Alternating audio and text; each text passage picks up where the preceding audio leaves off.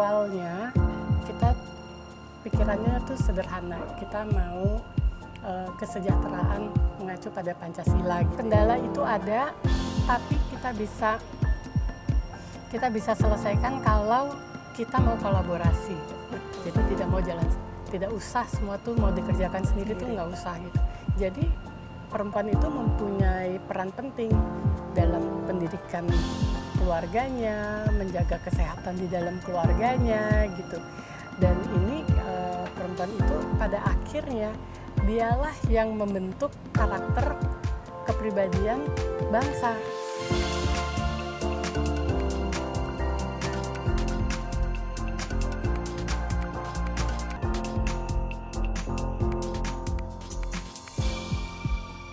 Hai pemirsa Dai TV, apa kabarnya Anda hari ini? Kembali lagi bersama saya Imai Panai dalam program Berbagi Inspirasi. Hari ini saya akan bertemu para perempuan hebat yang tergabung dalam Yayasan Perempuan Tangguh Indonesia. Sejak awal terbentuknya yayasan ini, mereka sudah membantu masyarakat yang terdampak pandemi COVID-19. Kini kegiatan mereka sangat beragam, salah satunya adalah memberi pelatihan bagi para sahabat tuli. Dan hari ini Imai akan mengikuti kegiatan mereka.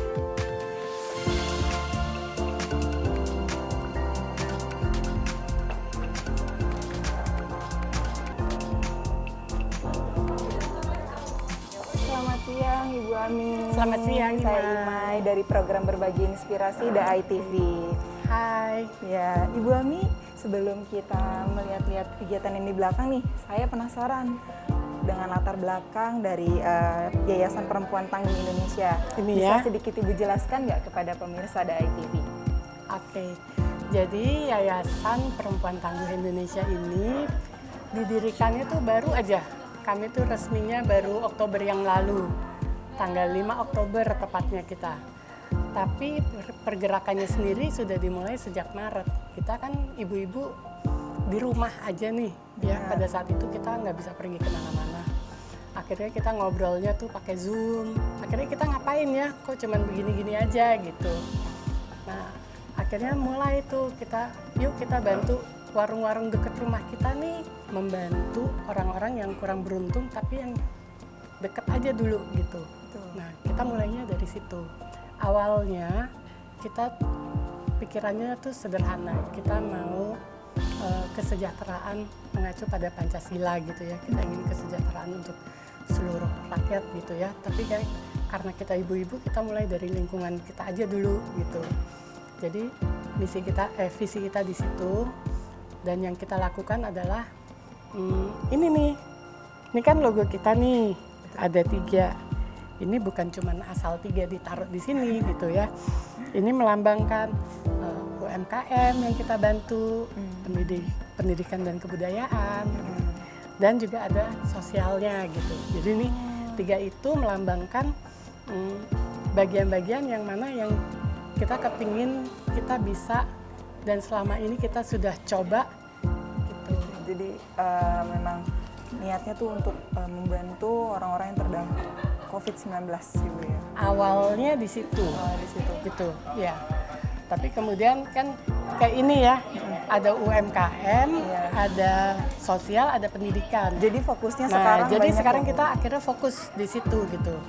Di pendidikan misalnya seperti yang ini nih sekarang, kita menginginkan teman-teman dari sahabat tuli mereka bisa berdaya.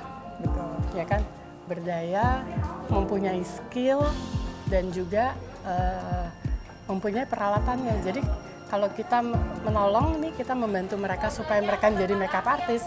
Kita bukan hanya mengupayakan supaya mereka terlatih untuk tahu makeup aja, tapi kita juga memberikan perlengkapannya.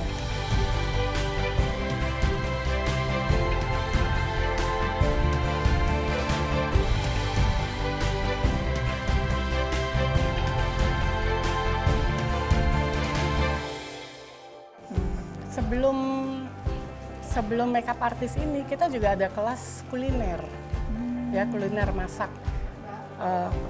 Mereka masak, kita juga kasih lengkap, mulai dari oven, kompor, panci, terus bahan-bahan makanan, terus masih kita ajarkan lagi bagaimana cara memasak, resep, resep-resepnya kita bagikan gitu. Dan setiap batch karena mereka juga punya keterbatasan, jadi kita hanya mampu 20 orang. 20 per 20 visit.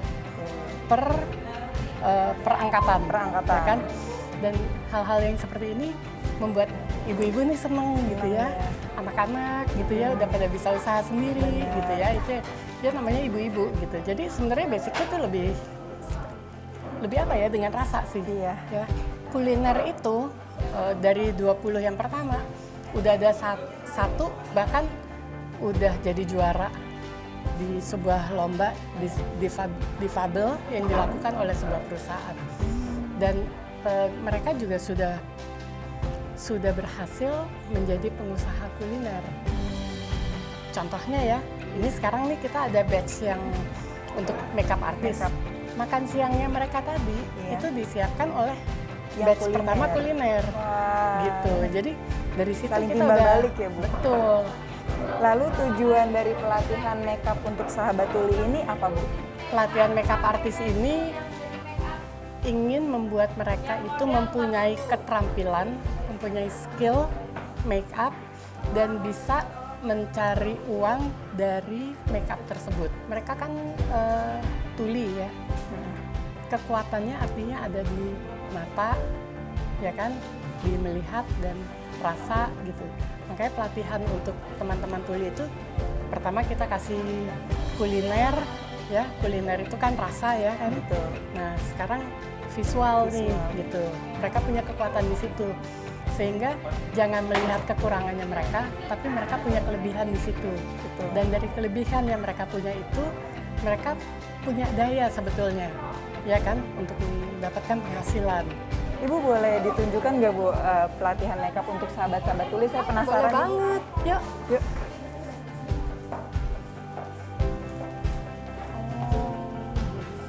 Ini lagi diaplikasiin ke mukanya langsung ya, Bu ya? Iya. Ada modelnya juga ya? Jadi ini dua-duanya adalah peserta. Kita ada 20 pesertanya.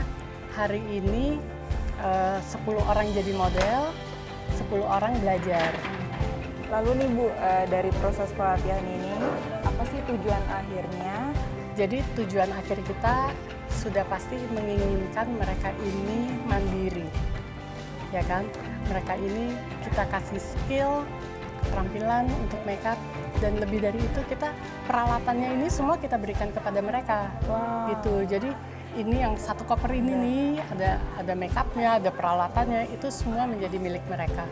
Dan dengan itu mereka bisa mulai bekerja kan, mencari klien-klien. Pada akhir dari pelatihan ini mereka akan mendapat sertifikat gitu bahwa mereka ini sudah bisa jalan sebagai makeup artist gitu.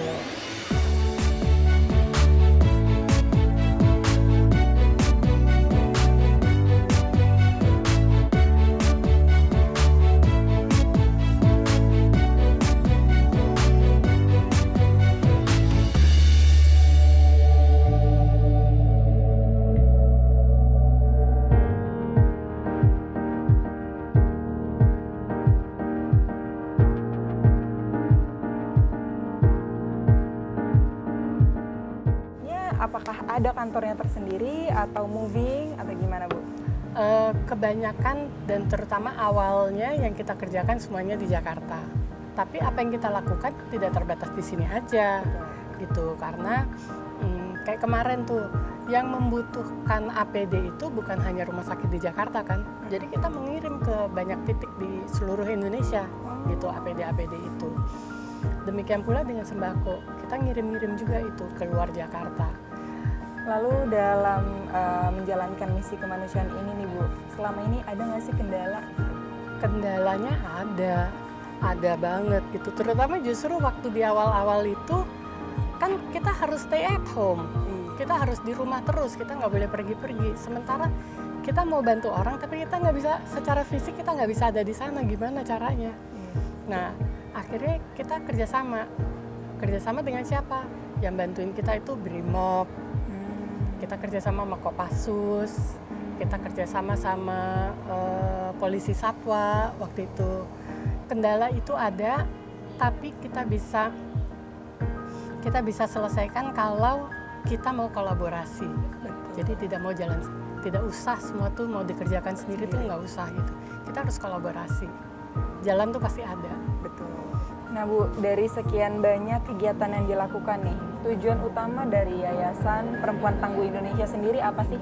Kalau tujuan utamanya bisa dibilang kami ini ingin membantu meningkatkan kesejahteraan masyarakat ya sejauh yang kami mampu bantu gitu. Jadi tujuannya utama itu bagaimana caranya itu kita melalui ya itu misal pertama bidang sosial ya kita bantu dulu nih sembako apa gitu kan. Tapi habis itu apa pendidikan ya seperti pendidikan kuliner, pendidikan makeup artist, kemudian UMKM. Itu kita juga tujuannya bagaimana supaya si UMKM yang tadinya kecil ini misalnya bisa naik kelas gitu. Jadi intinya sih sebenarnya itu. Bagaimana caranya supaya kita semua bisa sejahtera. Ibu Ami mewakili dari Perempuan Tangguh Indonesia, bagaimana Ibu melihat gambaran besar dari perempuan masa kini, Bu? Perempuan itu kalau menurut kami ya perempuan itu penting sekali ya. Pentingnya tuh karena apa? Perempuan itu pendidik loh di dalam rumah. Dan itu yang menjadi dasar dari setiap individu siapapun dia untuk berinteraksi keluar ya kan.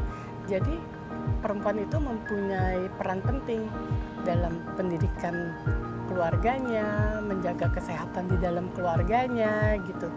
Dan ini perempuan itu pada akhirnya dialah yang membentuk karakter kepribadian bangsa.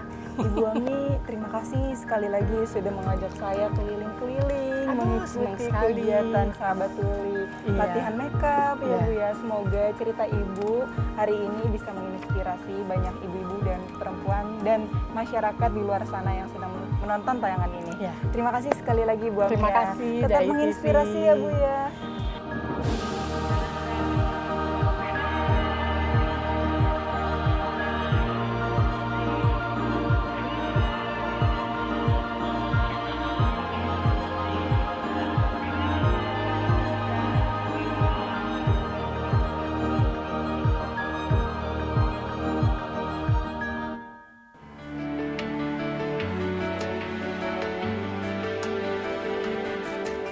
Mampu melakukan aksi nyata untuk sesama menjadi bukti bahwa perempuan Indonesia mampu berdaya dan tangguh dalam berbagai aspek kehidupan.